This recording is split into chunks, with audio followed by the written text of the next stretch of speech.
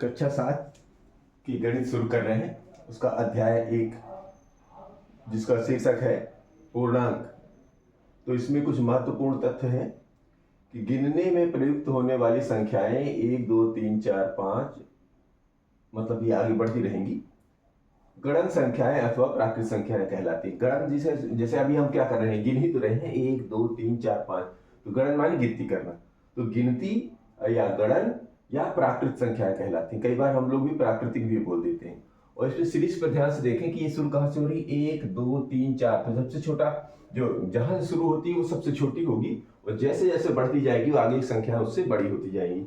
यानी कि एक सबसे छोटी प्राकृत संख्या है। यानी कि सबसे अगर कोई क्वेश्चन ये पूछा जाए कि सबसे छोटी प्राकृत संख्या कौन होती है या गणन संख्या सबसे छोटी कौन सी होती है, तो गणन संख्या या प्राकृत संख्या सबसे छोटी होती है, वो है 1, क्योंकि ये 1 से शुरू है। ठीक है। अब आगे देखते हैं कि प्राकृत संख्याओं में शून्य को शामिल करने पर प्राकृत संख्या, यह देखिए यहां से ध्यान से देखिए, यहां पर 1 2 3 4 5 आगे बढ़ती जाएगी, लेकिन यहां कहीं बीच में अभी शून्य नहीं है। ठीक है ना। तो अगर उनमें शून्य को शामिल करने पर प्राप्त संख्याएं पूर्ण संख्याएं कहलाती। देखिए यहाँ भी अभी 1 से शुरू हो रहा था, अभी कहां शुरू हो रहा है, शून्य से। शून्य को शामिल कर लिया तो अब ये गिनती कैसे बन गई, 0 1 2 3 4। यानी कि जब संख्याएं, यानी कि जब ये संख्याएं शून्य से शुरू होने लगती हैं तो उन्हें पूर्ण संख्याएं कहते हैं। इसका मतलब ये है कि 1 2 3 4 5 जो थी उसमें कुछ कमी महसूस हो रही थी। ठीक है। तो क्या कमी महसूस, तो किससे दूर किया, उसको शून्य लगा लिया, तो इससे क्या है कि उससे कमी कुछ दूर हो गई। अब हमको लगा कि कुछ कमी दूर हो गई है तो कह दिया जी पूर्ण संख्याएं। तो यही जो शून्य से शुरू हो रही है उसे पूर्ण संख्याएं कहते हैं। तो इसमें क्या हो गया, वो 1 से शुरू हो रही थी, ये शून्य से शुरू हो रही है। इसका मतलब ये हुआ कि शून्य सबसे छोटी पूर्ण संख्या है। जैसे सबसे छोटी प्राकृत संख्या क्या थी, इसमें 1 थी, तो इसमें क्या है, शून्य सबसे छोटी पूर्ण संख्या है।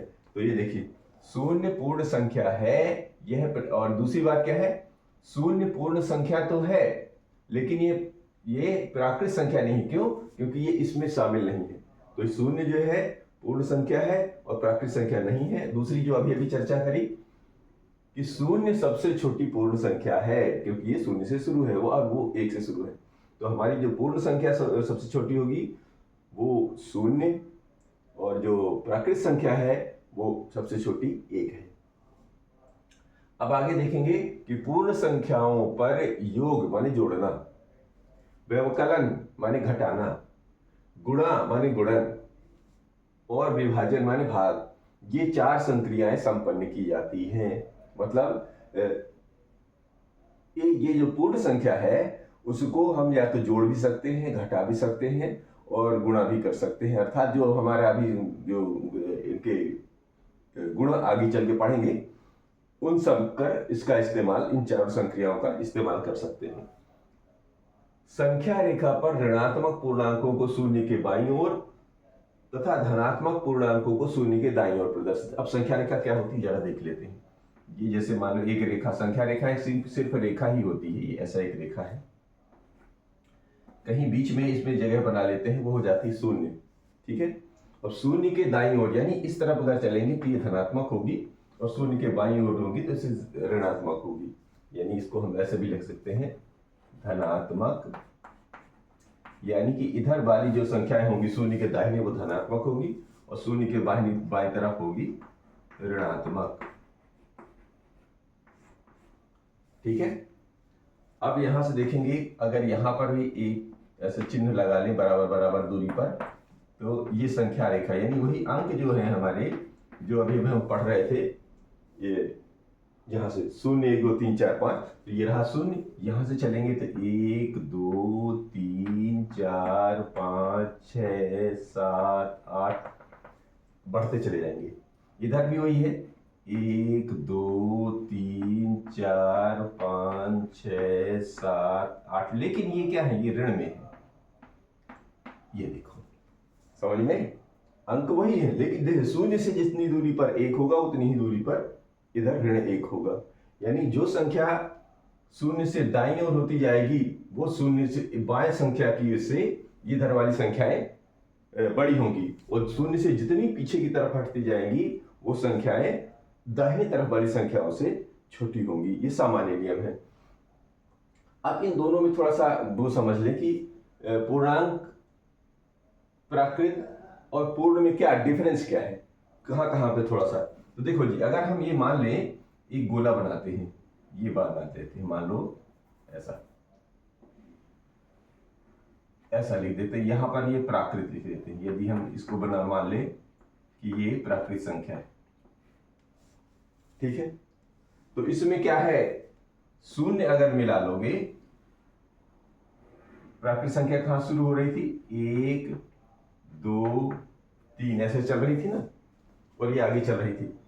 अब इसमें से क्या नहीं था, शून्य, तो इसको अगर मिला दिया तो ये बन गई पूर्ण संख्या।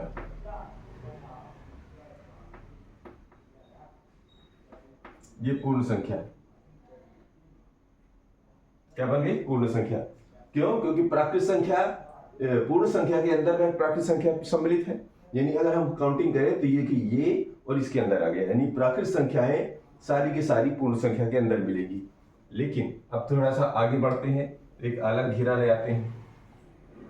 ये तो पूर्ण संख्या कहां से, शून्य से 1 2 3 चल रही थी, लेकिन इसमें शून्य से इधर यानी कि ऋण 1 ऋण 2 ऋण 3 इस तरह का अगर शामिल कर लें तो ये हो जाता है प्राकृत, पूर्णांक, पूर्णांक। बस यही है। इसका मतलब ये हुआ कि पूर्णांक में के अंदर आपको पूर्ण संख्या भी मिल जाएगी और प्राकृत संख्या भी मिल जाएगी। यानी कि अगर हम पूर्णांक देखेंगे तो उसमें पूर्ण भी मिलेगा और प्राकृत भी मिलेगा।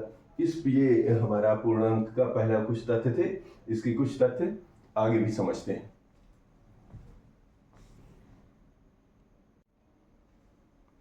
अब इसके जो गुणों में पहले हम लोग एक एक करके लेते हैं। पहले योग, फिर व्यवकलन का, फिर गुणन का, फिर भाग के गुण के बारे में थोड़ा समझ लेते हैं।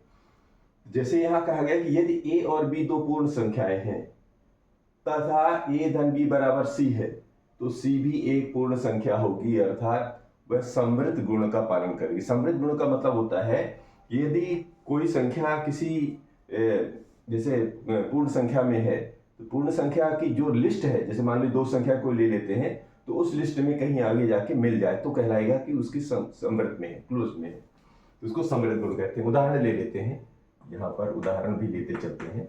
उदाहरण मान लीजिए कि a बराबर मान लीजिए 5 ले लेते हैं, b बराबर ले लेते हैं 7 ले लेते हैं।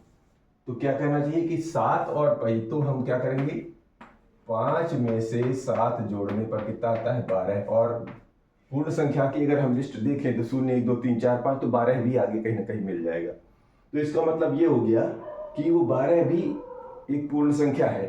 तो पूर्ण संख्या है, इसका मतलब है ये कि समृद्ध गुण का पालन करती है।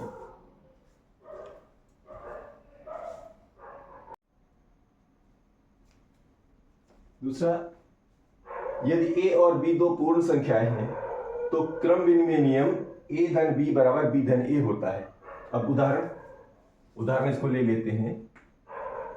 यदि जैसे इसी को ले लेते हैं, मान लीजिए इसी को ले लेते हैं, a बराबर 5 लिया था और b बराबर 7 लिया था, ठीक है।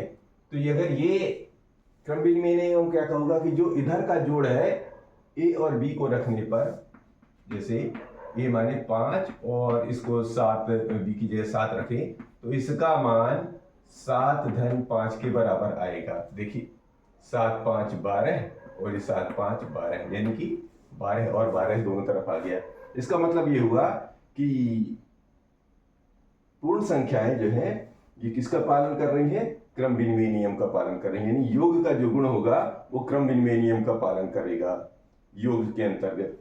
तीसरा, यदि a b c कोई 3 पूर्ण संख्याएं हैं तो साहचर्य गुण साहचर्य का मतलब होता है कि पहले 2 संख्याओं को जोड़ के तीसरी संख्या बाद में जोड़ी जाए, और दूसरी तरफ क्या करें, किसी एक संख्या को इधर बाहर निकाल लें और फिर 2 संख्याओं को जोड़ दें तो उसका मान भी बराबर होता है। उदाहरण के लिए ले लेते हैं, इसी को ले लेते हैं एक बार फिर से। ए का मान लिया था जैसे 5, बी लिया था 7, तो सी ले लेते हैं, मान ले 4 ले लेते हैं। चलिए, तो ये चीज फिट बैठनी चाहिए, तो चलो निकाल लेते हैं। तो देखिए, ए की जगह है 5 और बी की जगह है 7 में से यदि हम सी यानी 4 जोड़ दें, और इधर क्या होना चाहिए, ए की जगह है 5 और बी की जगह है 7 और यहाँ 4, तो इस तरह जोड़ने के बाद भी इन दोनों का मान बराबर होना चाहिए। देखिए 7 5 12 और धन 4, इधर देखिए 5 पहले इधर अलग निकाल लिया है और 7 4 11। अब दोनों को जोड़ दो, 12 6 7 5 12 और 4, ये 6 की जगह 4 है, तो 12 4 16 और इधर देखिए 11 5 16, यानी ये दोनों मान बराबर है। ठीक है ना। तो यदि कोई 3 पूर्ण संख्याएं हैं तो साहचर्य और योग के गुण का नियम पालन कर रहे हैं, तो इसका मतलब है कि वो साहचर्य गुण का नियम का पालन कर रहे हैं, यानी कि किन्हीं संख्याओं का साथी बदल दें और दूसरी तरफ दूसरी संख्याओं का साथी बदल दें और योग का नियम लगाएं, तो वो साहचर्य गुण के नियम का पालन करना कहलाता है। जैसे कि अभी इस उदाहरण में अब ये कह रहे हैं पूर्ण संख्याओं में शून्य जोड़ने पर मान अपरिवर्तित रहता है, यानी किसी भी पूर्ण संख्या में यदि शून्य जोड़ दें तो उसका मान बदलता नहीं है। कैसे उधर बताया है कि ए धन शून्य में जोड़ने पे ए ही रहता है, यानी पूर्ण संख्याओं के लिए शून्य एक योज्य तत्समक है। इसका मतलब तत्समक का मतलब होता है जैसा है वैसा ही, यानी कि जैसे मान लीजिए हम उदाहरण ले लेते हैं, उदाहरण ले ले, मान लो ए की जगह जैसे अब हम लोग ले रहे हैं 5, ठीक है, तो 5 में हम ऐसा क्या जोड़ दें कि जैसा है वैसा ही रहे। तो 5 में क्या कह रहे हैं, शून्य जोड़ दो तो 5 का मान नहीं बदलेगा। कैसे, ऐसे कि ए यानी 5 में शून्य जोड़ने पर इसका मान 5 ही होता है।